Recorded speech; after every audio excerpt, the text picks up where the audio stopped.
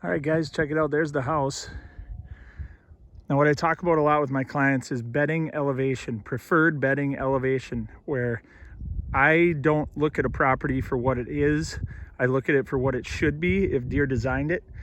And they do everything by topography, everything. So what I have here for you is just a little bit of proof of that. You can see there's a great view off to the northwest, okay? So right here in front of me would be fantastic bedding elevation. Great view, and then depending on the wind that they love, they're gonna bed so they can watch that and smell what's behind them.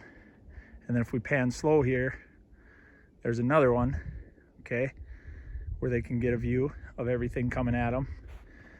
And then going this way, that's a problem, right? So they can't look this way and see a lot of stuff coming at them, you know, coyotes or whatever. So for this particular wind direction, where the wind would be coming from the camera right now, you can see I have two beds right there where they're bedded on the slope looking downhill. And then over here, I want you to see that as well.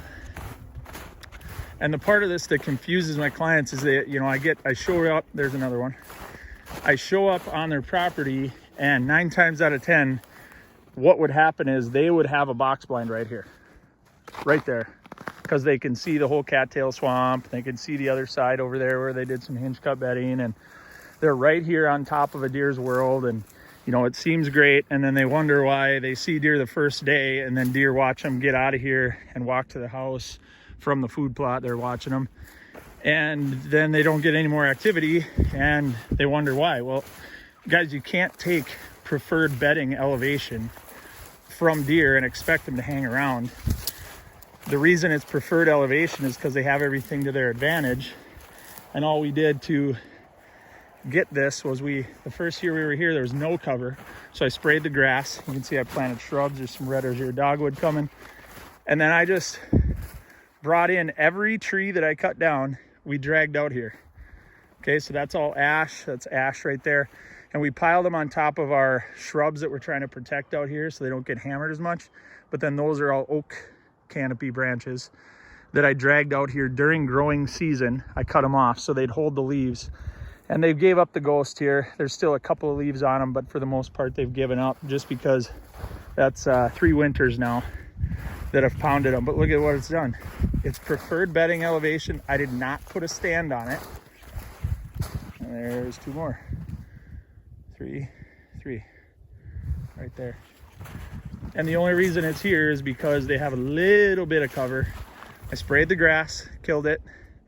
It's close to escape cover, right? You can see them going in and out of the cattails. I got a lot of gray dogwood down here, a lot of willow down at the base. And there's a rub down there. You can see that where bucks are traveling because they're hidden from view of the house. But, you know, you guys you're not, nobody's a bad hunter that calls me, but they all look at where all the deer tracks are and they figure I put a stand there and that'll be my best success rate. Well, it's not. If it's where deer prefer to be and they're here with this amount of sign, holy cow, guys, don't put a box blind here. You know, don't do that. You're gonna blow it up. You know, you just can't do that. So this is one of those areas where we did leave it alone and it's doing what it's supposed to do. Granted, it's only on one wind direction though. So in my head, in my property design head, I've got to design something else. I got to find a spot out here where they can bed on the other wind direction. So I keep them here all the time. And that's what we do. That's how my brain works. If you need help doing that, give me a call. This is Jake Blow, the Habitat Pro. We are in northern Minnesota, traveling all over to help guys maximize their acreage and enjoying creation. God bless, guys.